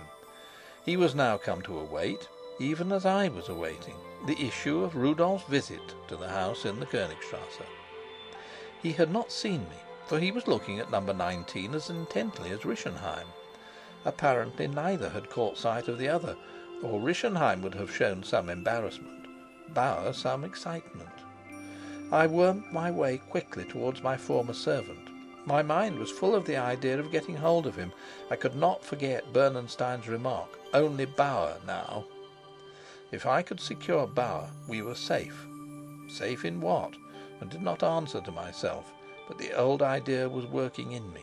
Safe in our secret, safe in our plan, in the plan on which we all, we here in the city and those two at the hunting lodge, had set our minds. Bauer's death, Bauer's capture, Bauer's silence, however procured, would clear the greatest hindrance from its way. Bauer stared intently at the house. I crept cautiously up behind him. His hand was in his trousers pocket. Where the curve of the elbow came, there was a space between arm and body. I slipped in my left arm and hooked it firmly inside his. He turned round and saw me. "Thus we meet again, Bauer," said I. He was for a moment flabbergasted and stared stupidly at me. "Are you also hoping to see the king?" I asked. He began to recover himself. A slow, cunning smile spread over his face. "The king?" he asked. "Well, he's in Strelsau, isn't he? Who gave you the wound to your head?" Bauer moved his arm as though he meant to withdraw it from my grasp. He found himself tightly held. "Where's that bag of mine?" I asked. I do not know what he would have answered, for at this instant there came a sound from behind the closed door of the house. It was as if someone ran rapidly and eagerly towards the door. Then came an oath in a shrill voice, a woman's voice, but harsh and rough. It was answered by an angry cry in a girl's intonation. Full of eagerness, I drew my arm from Bauer's and sprang forward. I heard a chuckle from him and turned round to see his bandaged head retreating rapidly down the street. I had no time to look to him, for now I saw two men, shoulder to shoulder, making their way through the crowd, regardless of anyone in their way, and paying no attention to abuse or remonstrances. They were the lieutenant and Rischenheim. Without a moment's hesitation, I set myself to push and battle a way through, thinking to join them in front. On they went, and on I went. All gave place before us in surly reluctance or frightened willingness. We three were together in the first rank of the crowd, when the door of the house was flung open and a girl ran out. Her hair was disordered, her face pale, and her eyes full of alarm. There she stood on the doorstep, facing the crowd, which in an instant grew as if by magic to 3 times its former size, and little knowing what she did, she cried in eager accents of sheer terror, "Help! Help! The king! The king!" End of chapter 16. Chapter 17. Young Rupert and the Play Actor. There rises often before my mind the picture of young Rupert, standing where Rischenheim left him, awaiting the return of his messenger and watching for some sign that he should declare to Strelsau the death of its king, which his own hand had wrought. His image is one that memory holds clear and distinct, though time may blur the shape of greater and better men, and the position in which he was that morning gives play enough to the imagination. Save for Rischenheim, a broken reed, and Bauer, who was gone, none knew where, he stood alone against a kingdom which he had robbed of its head, and a band of resolute men who would know no rest and no security so long as he lived. For protection he had only a quick brain, his courage, and his secret. Yet he could not fly. He was without resources till his cousin furnished them, and at any moment his opponents might find themselves able to declare the king's death, and raise the city in hue and cry after him. Such men do not repent, but it may be that he regretted the enterprise which had led him on so far, and forced on him a deed so momentous. Yet to those who knew him it seems more likely that the smile broadened on his firm, full lips as he looked down on the unconscious city. Well, I dare say he would have been too much for me, but I wish I had been the man to find him there. He would not have had it so, for I believe that he asked no better than to cross swords again with Rudolf Rassendyll and set his fortunes on the issue. Down below, the old woman was cooking a stew for her dinner, now and then grumbling to herself that the Count of Lützow-Rischenheim was so long away, and Bauer, the rascal, drunk in some pothouse. The kitchen door stood open, and through it could be seen the girl Rosa, busily scrubbing the tiled floor. Her colour was high, and her eyes bright. From time to time she paused in her task, and raising her head seemed to listen. The time at which the king needed her was past, but the king had not come. How little the old woman knew for whom she listened. All her talk had been of Bauer, why Bauer did not come, and what could have befallen him. It was grand to hold the king's secret for him, and she would hold it with her life, for he had been kind and gracious to her, and he was her man of all the men in Strelsau. Bauer was a stumpy fellow. The Count of Hentzau was handsome as the devil, but the king was her man, and the king had trusted her. She would die before hurt should come to him. There were wheels in the street, quick rolling wheels. They seemed to stop a few doors away, then to roll on again past the house. The girl's head was raised. The old woman, engrossed in her stewing, took no heed. The girl's straining ear caught a rapid step outside. Then it came, the knock, the sharp knock, followed by 5 light ones. The old woman heard now. Dropping her spoon into the pot, she lifted the mess off the fire, and turning round, saying, "There's the rogue at last. Open the door for him, Rosa." Before she spoke, Rosa had darted down the passage. The door opened and shut again. The old woman waddled to the threshold of the kitchen. The passage and the shop were dark behind the closed shutters, but the figure by the girl's side was taller than Bauer's. "Who's there?" cried Mother Holf sharply. "The shop's shut today. You can't come in." "But I am in," came the answer, and Rudolf stepped towards her. The girl followed a pace behind, her hands clasped and her eyes alight with excitement. "Don't you know me?" asked Rudolf, standing opposite the old woman and smiling down on her. There, in the dim light of the low-roofed passage, Mother Holf was fairly puzzled. She knew the story of Mr. Rassendyll. She knew that he was again in Ruritania.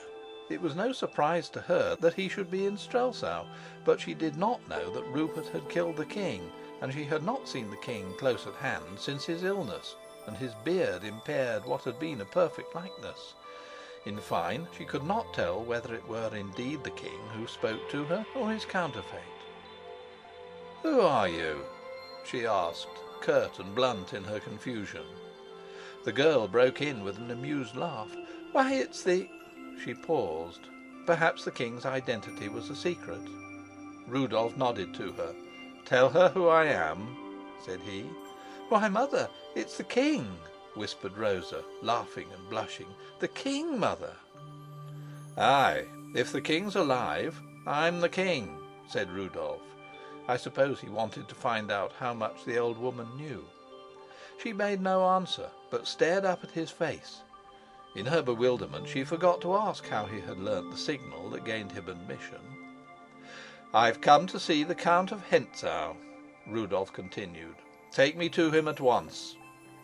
The old woman was across his path in a moment, all defiant, arms akimbo. "Nobody can see the Count. He's not here," she blurted out. "What? Can't the king see him? Not even the king?" "King?" she cried, peering at him. "Are you the king?" Rosa burst out laughing.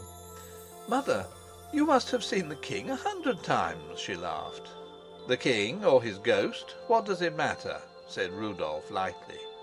The old woman drew back with an appearance of sudden alarm. His ghost? Is he? His ghost? Rang out in the girl's merry laugh. Why, here's the king himself, mother. You don't look much like a ghost, sir. Mother Holf's face was livid now, and her eyes staring fixedly. Perhaps it shot into her brain that something had happened to the king, and that this man had come because of it. This man, who was indeed the image, and might have been the spirit of the king. She leant against the doorpost, her broad bosom heaving under her scanty stuff gown. Yet still, was it not the king? God help us, she muttered in fear and bewilderment. He helps us, never fear, said Rudolf Rassendyll. Where is Count Rupert? The girl had caught alarm from her mother's agitation. He's upstairs in the attic at the top of the house, sir, she whispered in frightened tones, with a glance that fled from her mother's terrified face to Rudolf's set eyes and steady smile. What she said was enough for him. He slipped by the old woman and began to mount the stairs. The two watched him, Mother Holf as though fascinated, the girl alarmed but still triumphant. She had done what the king bade her. Rudolf turned the corner of the first landing and disappeared from their sight. The old woman, swearing and muttering, stumbled back into her kitchen, set her stew on the fire and began to stir it, her eyes set on the flames and careless of the pot. The girl watched her mother for a moment, wondering how she could think of the stew, not guessing that she turned the spoon without a thought of what she did. Then she began to crawl quickly but noiselessly up the staircase in the track of Rudolf Rassendyll. She looked back once. The old woman stirred with a monotonous circular movement of her fat arm. Rosa, bent half double, skimmed upstairs till she came in sight of the king, whom she was so proud to serve. He was on the top landing now, outside the door of a large attic where Rupert of Hentzau was lodged. She saw him lay his hand on the latch of the door. His other hand rested in the pocket of his coat. From the room no sound came. Rupert may have heard the step outside and stood motionless to listen. Rudolf opened the door and walked in. The girl darted breathlessly up the remaining steps, and coming to the door just as it swung back on the latch, crouched down by it, listening to what passed within, catching glimpses of forms and movements through the chinks of the crazy hinge and the crevices where the wood of the panel sprung and left a narrow eye-hole for her absorbed gazing. Rupert of Hentzau had no thought of ghosts. The men he killed lay still where they fell and slept where they were buried, and he had no wonder at the sight of Rudolf Rassendyll. It told him no more than that Rischenheim's errand had fallen out ill, at which he was not surprised, and that his old enemy was again in his path, at which, as I verily believe, he was more glad than sorry.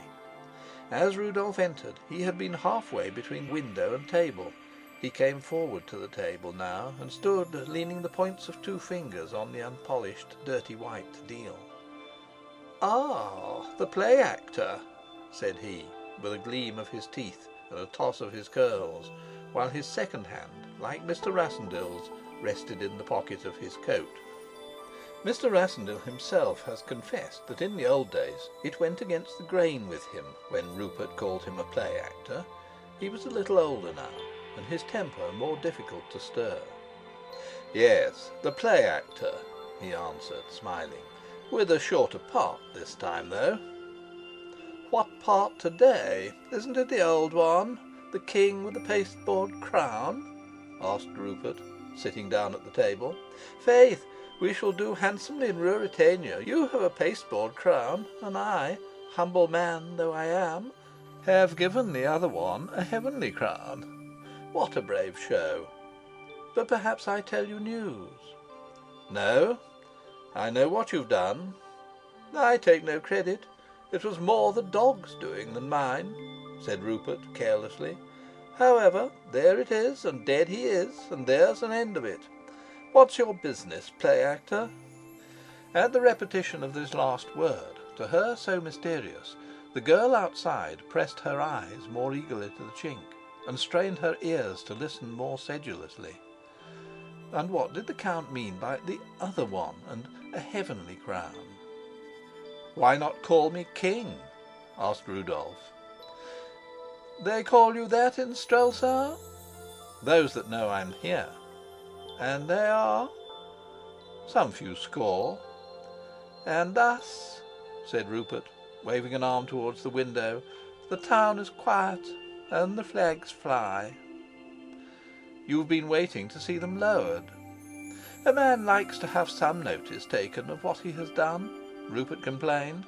"However, I can get them lowered when I will." "By telling your news? Would that be good for yourself?" "Forgive me, not that way. Since the king has 2 lives, it is but nature that he should have 2 deaths." "And when he has undergone the second?" "I shall live at peace, my friend, on a certain source of income that I possess." He tapped his breast pocket with a slight defiant laugh. "In these days," said he, "even queens must be careful about their letters. We live in moral times." "You don't share the responsibility for it," said Rudolf, smiling. "I make my little protest. But what's your business, play actor, for I think you're rather tiresome." Rudolf grew grave. He advanced towards the table and spoke in low, serious tones. "My lord, you're alone in this matter now. Rischenheim is a prisoner. Your rogue Bauer I encountered last night and broke his head." "Ah, you did?" "You have what you know of in your hands. If you yield, on my honor I will save your life." "You don't desire my blood, then, most forgiving play actor?" "So much that I daren't fail to offer you life," answered Rudolf Rassendyll. "Come, sir, your plan has failed. Give up the letter." Rupert looked at him thoughtfully. "You see me safe off if I give it to you?" he asked. "I'll prevent your death, yes, and I'll see you safe." "Where to?" "To a fortress, where a trustworthy gentleman will guard you." "For how long, my dear friend?" "I hope for many years, my dear Count."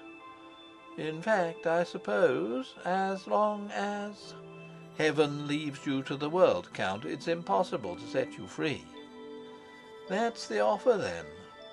"The extreme limit of indulgence," answered Rudolf. Rupert burst into a laugh, half of defiance, yet touched with the ring of true amusement. Then he lit a cigarette and sat puffing and smiling.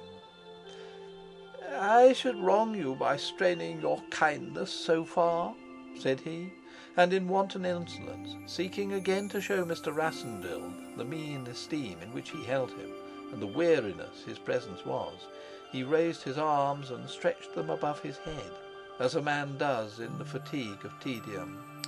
"Hey ho!" he yawned. But he had overshot the mark this time. With a sudden swift bound Rudolf was upon him. His hands gripped Rupert's wrists, and with his greater strength he bent back the Count's pliant body till trunk and head lay flat on the table. Neither man spoke. Their eyes met. Each heard the other's breathing, and felt the vapour of it in his face. The girl outside had seen the movement of Rudolf's figure, but her cranny did not serve her to show her the two where they were now. She knelt on her knees in ignorant suspense. Slowly, and with a patient force, Rudolf began to work his enemy's arms towards one another. Rupert had read his design in his eyes, and resisted with tense muscles. It seemed as though his arms must crack, but at last they moved. Inch by inch they were driven closer. Now the elbows almost touched, now the wrists joined in reluctant contact. The sweat broke out on the Count's brow, and stood in large drops on Rudolf's. Now the wrists were side by side, and slowly the long sinewy fingers of Rudolf's right hand, that held one wrist already in their vice, began to creep round the other. The grip seemed to have half numbed Rupert's arms, and his struggles grew fainter. Round both wrists the sinewy fingers climbed and coiled. Gradually and timidly the grasp of the other hand was relaxed and withdrawn. Would the one hold both? With a great spasm of effort Rupert put it to the proof. The smile that bent Mr. Rassendyll's lips gave the answer.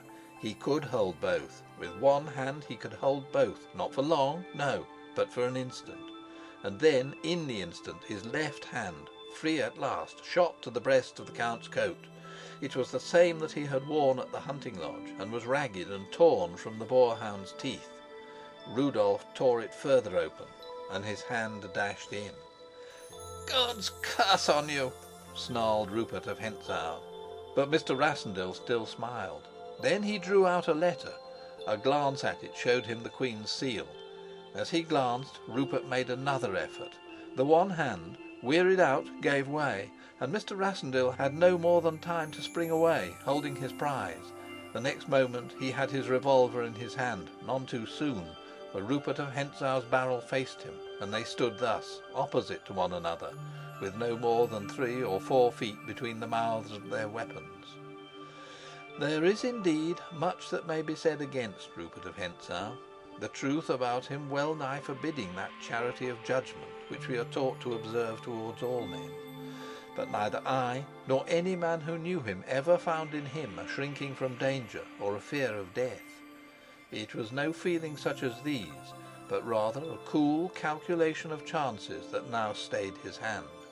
Even if he were victorious in the duel, and both did not die, yet the noise of the firearms would greatly decrease his chances of escape.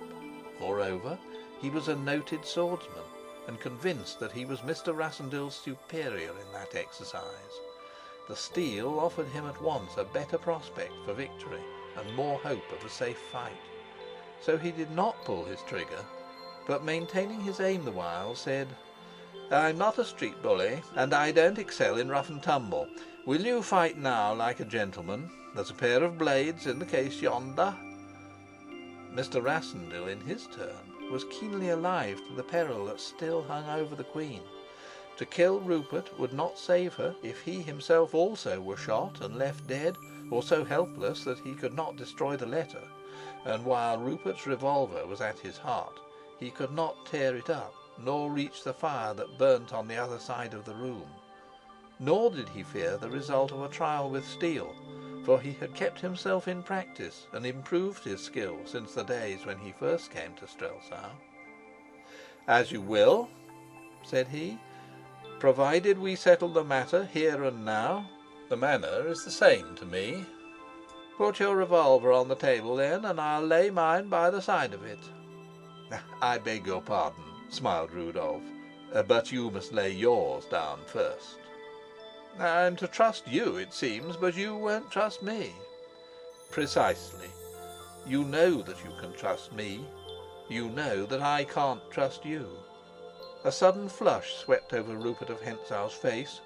There were moments when he saw in the mirror of another's face or words the estimation in which honourable men held him, and I believe that he hated Mr. Rassendyll most fiercely, not for thwarting his enterprise, but because he had more power than any other man to show him that picture. His brows knit in a frown, and his lips shut tight. "Ay, but though you won't fire, you'll destroy the letter," he sneered. "I know your fine distinctions." "Again I beg your pardon.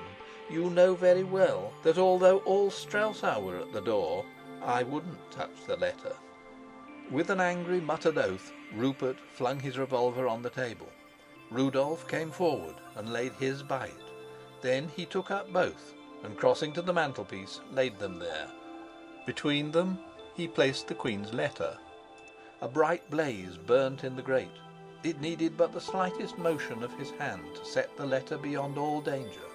But he placed it carefully on the mantelpiece, and with a slight smile on his face turned to Rupert, saying, "Now, shall we resume the bout that Fritz von Tarlenheim interrupted in the forest of Zenda?" All this while they had been speaking in subdued accents, resolution in one, anger in the other, keeping the voice in even, deliberate lowness.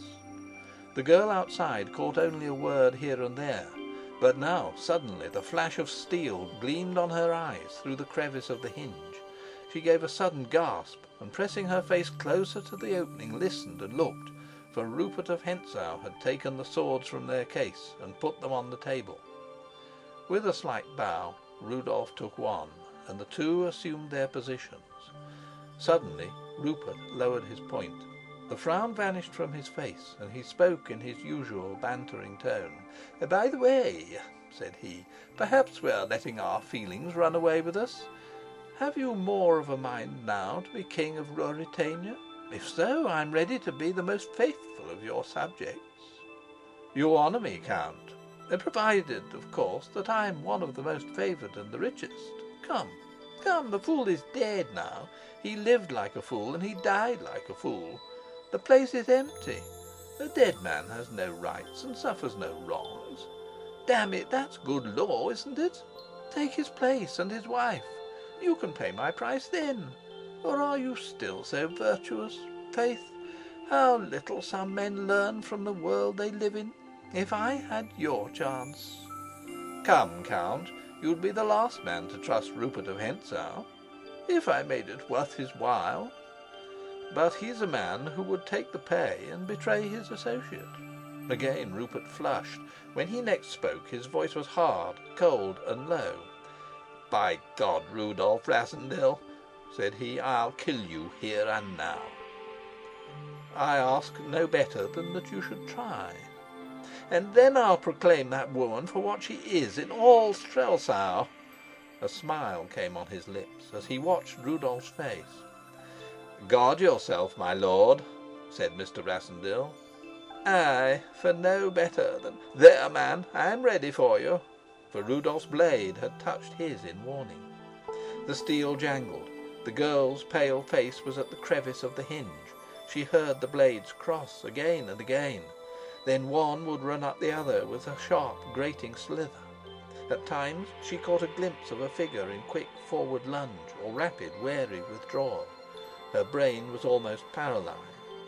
Ignorant of the mind and heart of young Rupert, she could not conceive that he tried to kill the king. Yet the words she had caught sounded like words of men quarrelling, and she could not persuade herself that the gentlemen fenced only for pastime.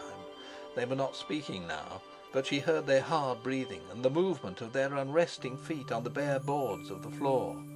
Then a cry rang out, clear and merry, with the fierce hope of triumph. "Nearly, nearly!"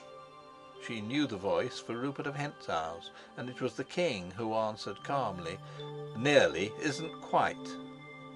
Again she listened. They seemed to have paused for a moment, for there was no sound save of hard breathing and deep-drawn pants of men who rest an instant in the midst of intense exertion. Then came again the clash and the slitherings, and one of them crossed into her view. She knew the tall figure, and she saw the red hair. It was the king. Backward, step by step, he seemed to be driven, coming nearer and nearer to the door. At last there was no more than a foot between him and her. Only the crazy panel prevented her from putting out her hand to touch him. Again the voice of Rupert rang out in rich exultation. "I have you now. Say your prayers, King Rudolf." Say your prayers! Then they fought. It was earnest, not play. And it was the king, her dear king, who was in great peril of his life. For an instant she knelt, still watching. Then, with a low cry of terror, she turned and ran headlong down the steep stairs. Her mind could not tell what to do, but her heart cried out that she must do something for her king. Reaching the ground floor, she ran with wide open eyes into the kitchen. The stew was on the hob. The old woman still held the spoon, but she had ceased to stir and fallen into a chair. "He's killing the king! He's killing the king!" cried Rosa, seizing her mother by the arm. "Mother, what shall we do? He's killing the king!" The old woman looked up with dull eyes and a stupid, cunning smile. "Leave him alone," she said. "There's no king here." "Yes, yes, he's upstairs in the count's room. They're fighting, he and the Count of Hentzau. Mother, Count Rupert will kill." "Leave them alone. He's the king. He's no king," muttered the old woman again. For an instant Rosa stood looking down on her in helpless despair. Then a light flashed into her eyes. "I must call for help," she cried. The old woman seemed to spring to sudden life. She jumped up and caught her daughter by the shoulder. "No, no," she whispered in quick accents. You don't know. Leave them alone, you fool. It's not our business. Leave them alone." "Let me go, mother. Let me go. Mother, I must help the king." "I'll not let you go," said Mother Holf. But Rosa was young and strong. Her heart was fired with terror for the king's danger. "I must go," she cried, and she flung her mother's grasp off from her, so that the old woman was thrown back into her chair, and the spoon fell from her hand and clattered on the tiles. But Rosa turned and fled down the passage and through the shop. The bolts delayed her trembling fingers for an instant. Then she flung the door wide. A new amazement filled her eyes at the sight of the eager crowd before the house. Then her eyes fell on me, where I stood between the lieutenant and Rischenheim, and she uttered her wild cry, "Help! The king!" With one bound I was by her side and in the house, while Bernenstein cried "Quicker!" from behind. End of Chapter 17.